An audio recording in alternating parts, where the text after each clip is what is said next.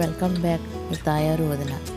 Rice ఎలా వండుకోవాలో స్టూడెంట్స్కి అది తెలియదు కదా, కొలతలతో చూపిస్తాను నేను.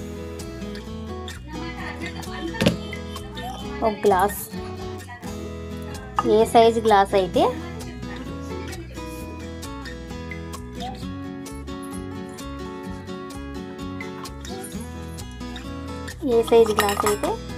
ఆ సైజు తోటే వాటర్ పోసుకోవాలి.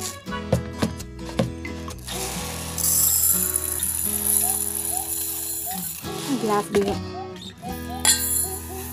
నేను 2 గ్లాసులు పోసుకుంటున్నాను.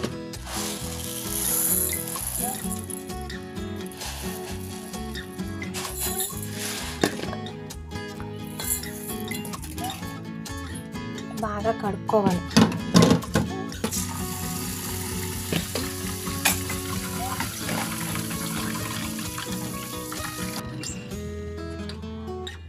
బాగా కడుక్కోవాలి, 2 సార్లన్నా కడగాలి కనీసం. ఇలా 2 సార్లు కడుక్కు పెట్టుకున్న బియ్యం రైస్ కుక్కర్లో వేసుకున్నాను. అది ఉంటే జల్లెడ రేకు ఉంటే 1కి 2 గ్లాసులు పోసుకోవాలి, లేకపోతే జల్లెడ రేకు ఉంటే 1కి 1.5 గ్లాసు పోసుకోవాలి. 2.5 గ్లాసులు.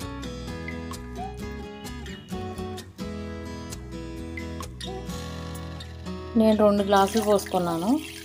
2 గ్లాసులకి 5 గ్లాసులు నీళ్ళు పోసుకుంటున్నా.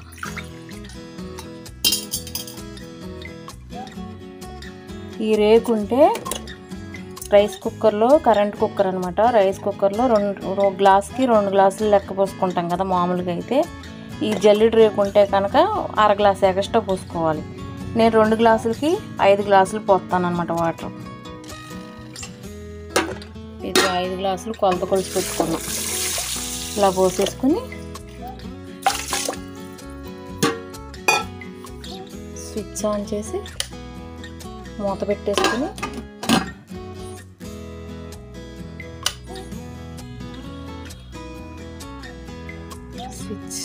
స్విచ్ ఆన్ చేసుకుని ఈ గాజు మూత పెట్టేసుకుని స్విచ్ ఆన్ చేసుకోవాలి. ఉడికిపోయిన తర్వాత ఇటు వచ్చేస్తుంది అన్నమాట. ఇటు వచ్చేయాలి. ఇటు వచ్చేస్తే రైస్ ఉడికిపోయినట్టు. ఇది లైట్ ఇటు వచ్చేసింది కదా, రైస్ రెడీ అయిపోయింది. చూద్దాం. పర్ఫెక్ట్గా అయిపోయింది, చక్కగా ఉంది. అయిపోయింది. స్విచ్ తీసేసుకుంటున్నాం. ఇంకా అయిపోయింది.